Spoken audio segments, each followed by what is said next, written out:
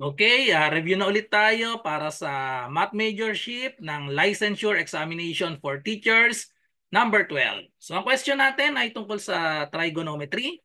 So a triangle has side lengths of 8, 10, and 12. What is the measure of the smallest angle to the nearest degree? So ang choices 28, 37, 41, and 73 degrees. So try nyo munang sagutan bago panoodin ang aking solution. So, ang gagamitin natin dito ay hinahanap natin measure ng smallest angle. So, cosine law ang gagamitin natin dito. Kasi 8, 10, and 12, hindi ito right angle. So, oblique triangle. So, cosine law ang gagamitin natin. So, i-drawing muna natin yung ating triangle. So, we have 8, 10, and 12. So, kahit hindi eksakto yung pagkakadrawing natin dyan, reference lang naman natin yung drawing natin.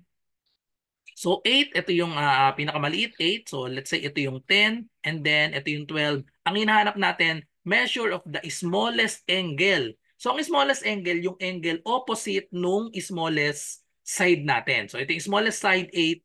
So therefore, ito yung hinahanap natin na angle. So lagyan natin ng mga variables yan, A, B, C. So yung angles natin, yung mga capital letter, tapos yung mga sides, small letter. Opposite dapat. So kung ito yung angle A, itong 8, ito yung side A. Itong 10 and 12, pwedeng magkapalit yan. So yung 10, gawin na lang natin itong side B, tapos itong 12 naman ay side C. And then, gamitin na natin ang cosine law. So A ang hinahanap natin. So ang gagamitin nating formula dyan ay A squared equals B squared plus C squared minus 2BC and then cosine A. Okay? Then i-derive natin, ang hinahanap natin ay angle A. So itong angle A, i-derive lang natin gamit itong formula. So kung ang hinahanap nga pala ay yung B naman, so mapapalitan lang tong formula natin. So tandaan lagi, nakahiwalay itong A, tapos sum nung dalawang side minus 2 product nito, tong side na to na magkasama, BC and then cosine A. So yun yung pattern natin. So kung B naman, so we have B squared equals sum nung dalawang side. So we have A squared plus C squared minus 2, product nitong dalawa. So we have AC and then cosine, ito namang B. So cosine B. Okay, so ganyan lang yung formula. Kapag C, edi ganun din. Okay, so ang hinahanap natin ay itong value ng angle A. So ito, pwede nating i-derive. So derive lang natin yung formula para dito. So itong A, pagpalitin natin ng pwesto, lipat natin sa kabila. Tapos si A naman lipat sa kabila para maging positive. So therefore, we have 2BC cosine A is equal to B squared plus C squared. Lumipat si A squared. So magiging siyang minus A squared, and then divide natin both sides by 2BC. So divide both sides by 2BC. So cancel out na ito. So therefore, we have, pero cosine A pa ito. So ngayon, para matanggal si cosine A, the value of angle A is equal to arc cosine. So sa calculator, yan yung may cosine to the negative 1. So cosine to the negative 1 of, ayan, B squared plus C squared minus A squared all over, ayan, so 2BC.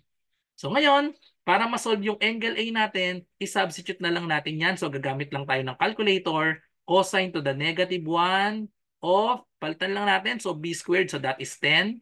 So we have 10 squared plus ang value ng C ay 12. So 12 squared minus A, so if we have 8, so 8 squared over 2BC, so we have 2, and then BC is 10 and 12. So 2 times 10 times 12.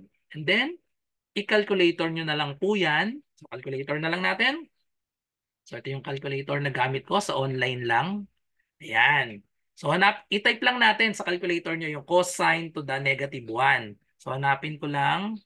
So, sine, cosine, tangent, ito nandito ata sa function. Ayun. So, cosine. Cosine to the negative 1. So, type nyo lang yan sa calculator nyo. So, calculator. So, we have 10 squared. So, type ko lang ito 10 and then squared.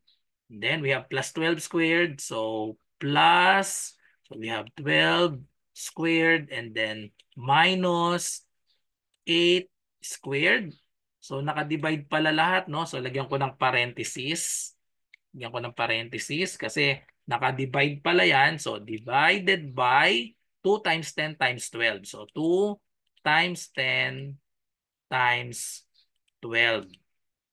Okay, so tapos Ayun, may sagot na pala. So, 41. Ayun na yung sagot natin.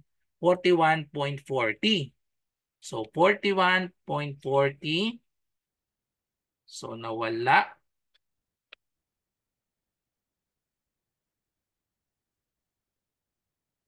Wala yung calculator. Ayun. So, yun. So, yun yung calculator natin. So, yun na yung sagot natin. 41.40.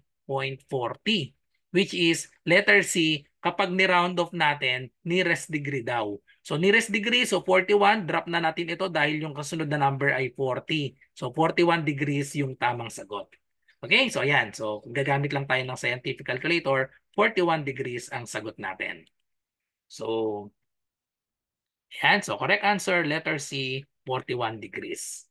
Okay, so that's all. So, thank you for watching. I hope nagustuhan yung explanation ko para dito sa problem na ito using cosine law. So, kung may math question po kayo, i-comment nyo lang dito sa aking channel, GTR Math Tutorial, or sa aking Facebook, PM nyo ako, RJ Enseñado. So, good luck po sa lahat na nagre-review para sa let ng math majorship. Bye-bye and God bless.